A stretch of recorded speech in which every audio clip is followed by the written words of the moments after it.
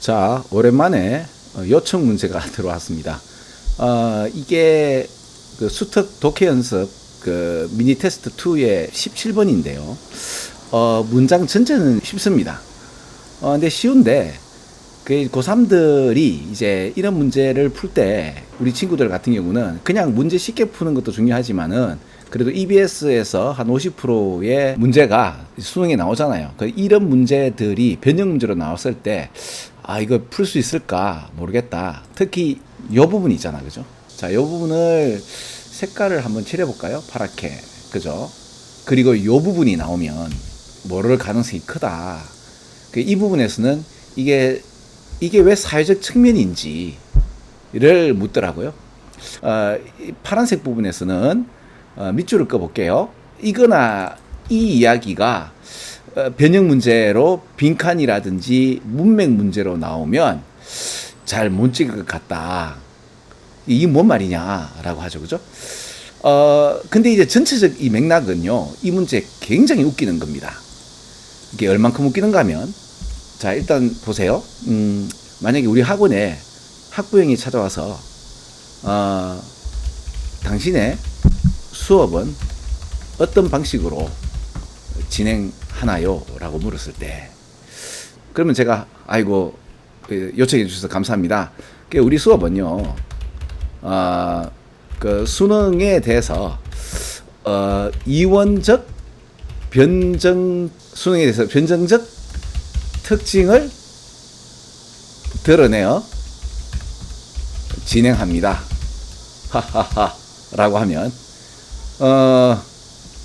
그러면 우리 학부형께서 뭐라 그러죠? 속으로 이거 미친 놈 아닌가라고 하지 않겠나요? 그러니까 일반 회화에서 나오는 말들이 아니죠, 그죠?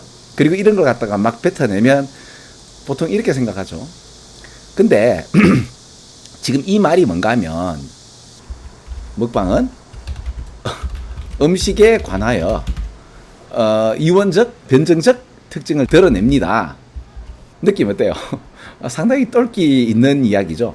근데 이게 평소에 우리가 생활에서 말하는 건 아니지만 수능에서는 이런 문장들이 대세죠.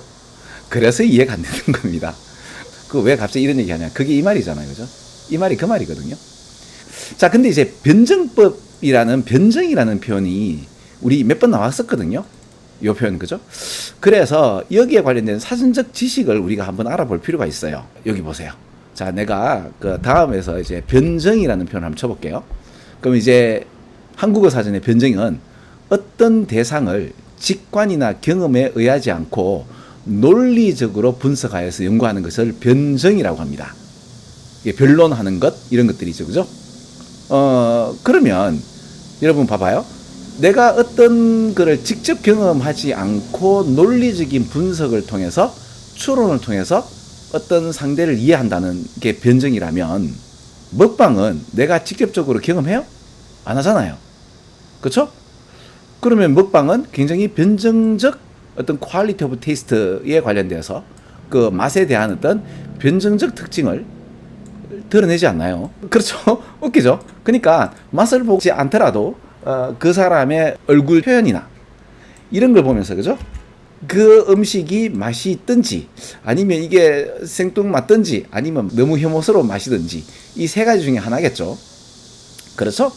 그리고 바이너리라는 말은 뭔가 하면은, 그러니까 이제 이원론이라는 말은 이건 쉽잖아, 그죠? 맛이 없으면 맛이 있고 짠 거에 대비해서 단 거 이런 거로 이제 어떻게 보면 대비가 되는 거죠. 자, 봐요. 바이너리에 관련되어서 말이 여기 나와요. 요게 바이너리에 관련된 얘기고요. 그리고 요게 변정법에 관련된 이야기예요. 인듯이 이러한 관점이죠, 그죠? 이러한 관점에서 뿐만 아니라, 그러니까 하나의 맛이 이 다른 맛에 이게 반대되는 걸로 평가되는 거니까, 그죠? 맛있다, 맛없다, 뭐 달다, 짜다 이렇게 되는데, 달다, 짜다가 반대죠, 사실은. 음양오행으로 보면 반대가 될 수도 있거든요, 동양에서는. 근데 이제 이걸 갖다가 반대라고 또 하기에는 그렇잖아, 그죠? 그래서 이제 대비하여서라는 표현으로 이거는 수특에서 잘 해석을 한 것 같아요. 근데 이런 변정법적인 어떤 특징을 뭐라고 표현하는가 하면 아까도 얘기했죠. 그죠? 내가 직접 경험하지 않고도 추론이나 논리 분석을 통해서 연구를 한단 말이에요. 그러면 어때요? 우리 액팅 다이너가 어떤 리액션, 무슨 리액션? 우리 먹방을 보는 우리 청취자들의 리액션에 엄청난 영향을 미치지 않나요? 이거는 뭐예요? 내가 직접 경험하지 않고도 저 어떤 모습을 보면서 온 스크린의 이터가 우리에게 야 이거 맛있다, 아 이거 무시할 만한 해다, 이거 진짜 맛없구나 라는 식으로 우리에게 영향을 줘요. 어우, 엄청난 영향을 주죠. 그죠?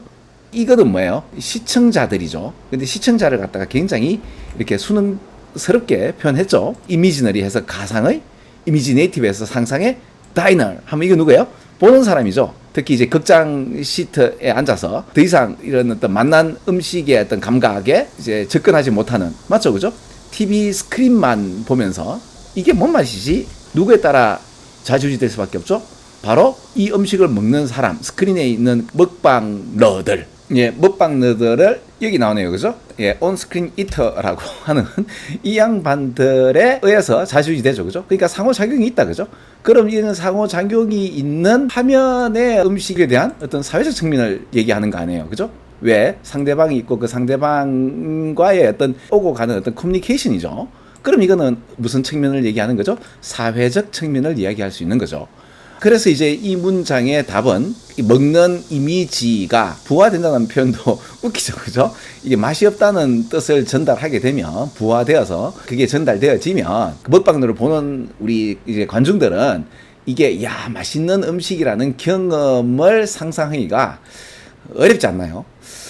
그래서 그렇게 어려운 문제는 아닌데 요 색깔 있는 부분하고 밑줄 친 부분이 이제 변형 문제로 나왔을 때 과연 내가 이걸 이원적이라든지 변정적인 특징이라든지 이런 이야기들을 끌어낼 수 있나 말이죠.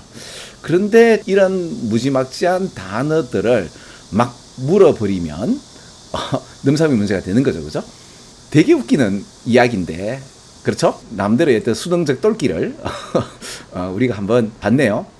근데 이거를 이제 접하는 우리 수능 치는 청소년들은 이게 웃어도 웃는 게 아니죠. 웃기는 자료가 아니죠. 그죠?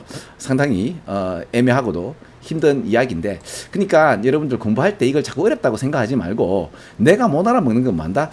왠지 이 수능을 만들어내는 작가가 나를 웃기려고 자기만의 어떤 독특한 세계에 있는 천재들의 어떤 발상을 내가 이해 못하는 게 아닌가, 이 양반이 어떤 얘기를 하는가에 대해서 이렇게 살펴보다 보면 못 알아먹는 대부분이 좀 웃기려고 하는 건데 그게 잘 해석이 안 되는 것들이 좀 있어요. 자, 여기까지 하겠습니다. 안녕 여러분.